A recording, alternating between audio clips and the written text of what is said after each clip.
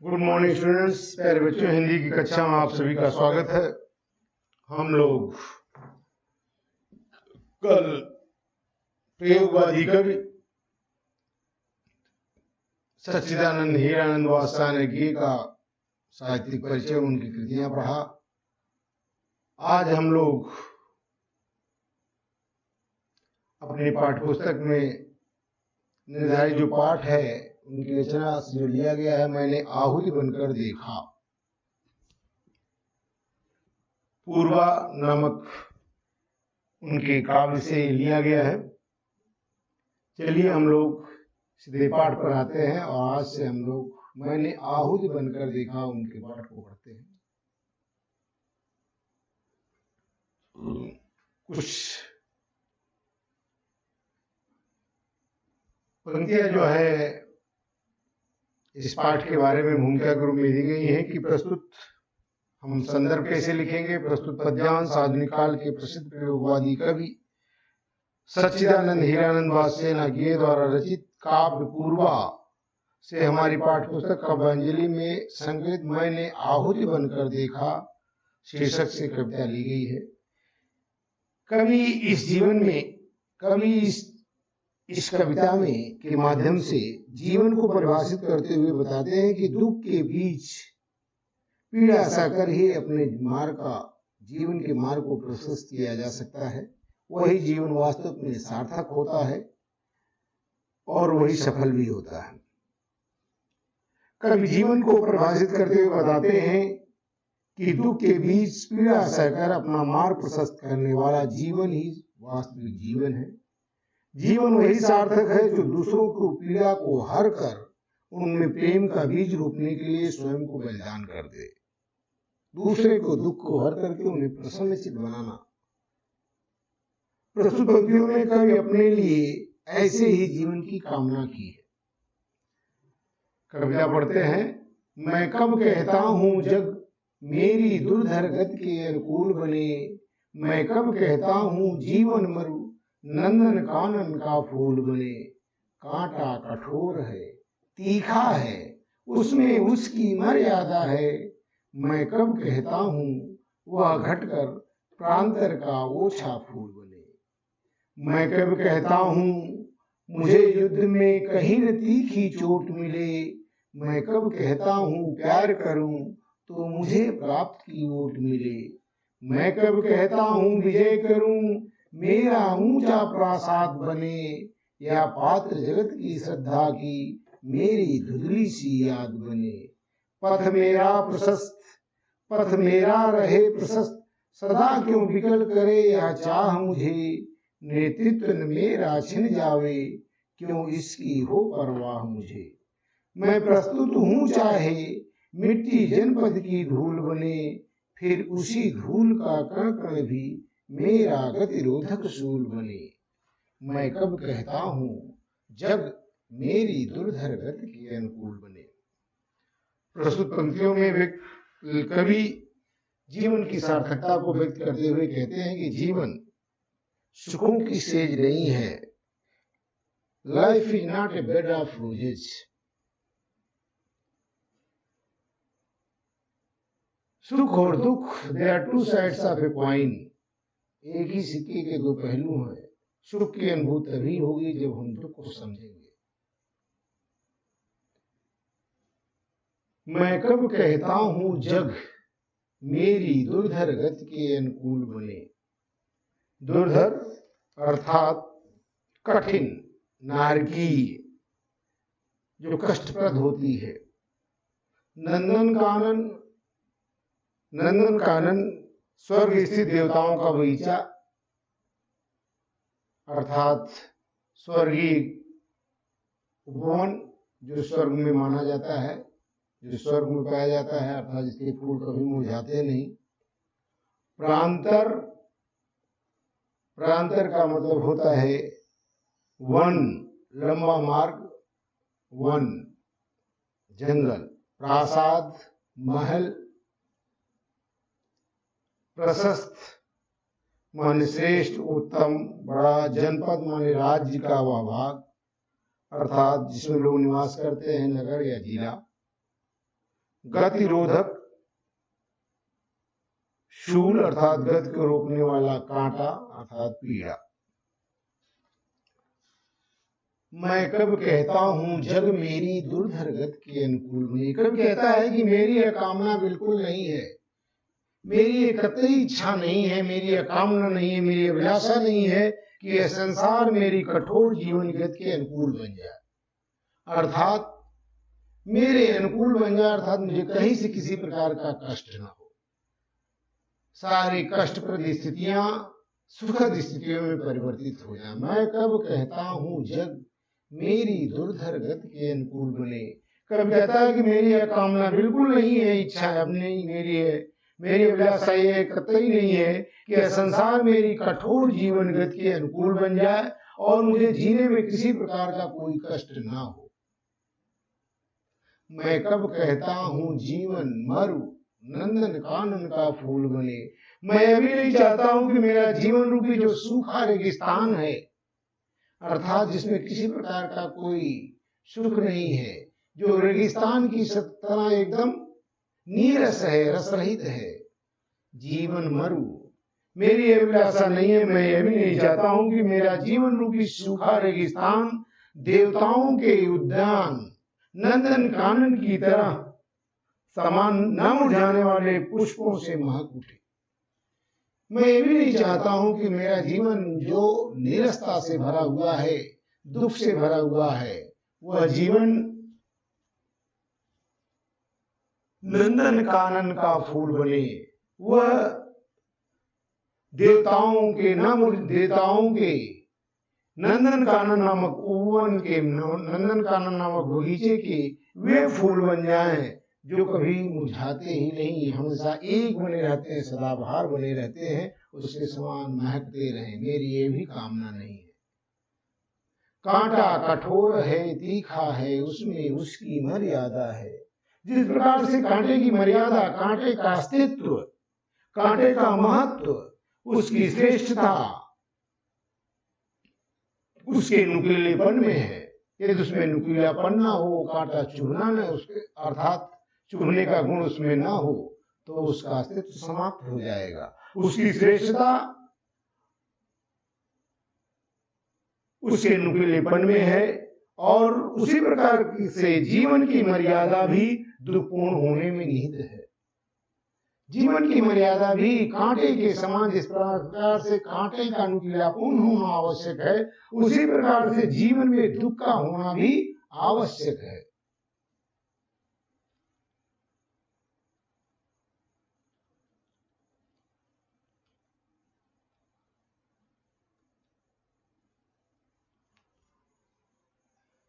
मैं कब कहता हूं वह घटकर प्रांतर का ओछा फूल बने। इसलिए मैं नहीं चाहता हूं कि मेरा कांटे रूपा जीवन, जो मेरा दुख भरा जीवन है, जो बाधाओं से ग्रसित मेरा जीवन रूपी मार्ग है, कांटे रूपी मेरा जीवन अपनी कठोरता और तीखापन को छोड़कर वन का तुच्छ पुष्प बन जाए, जंगल का एक मुरझाया हुआ ओछा निम्न कोटि का एक पुष्प बन जाए। मैं ये भी नहीं चाहता हूं कि मेरे जीवन की जो पीड़ा है, जो कष्ट है, वो समाप्त हो जाए। इसलिए मैं नहीं चाहता हूं कि मेरा कांटों रूपी जो जीवन है, जो कठोरता से भरा हुआ, कठिनता से भरा हुआ, तीखापन और को छोड़ करके, दुख को छोड़ करके कोमल पुष्प बन जाए।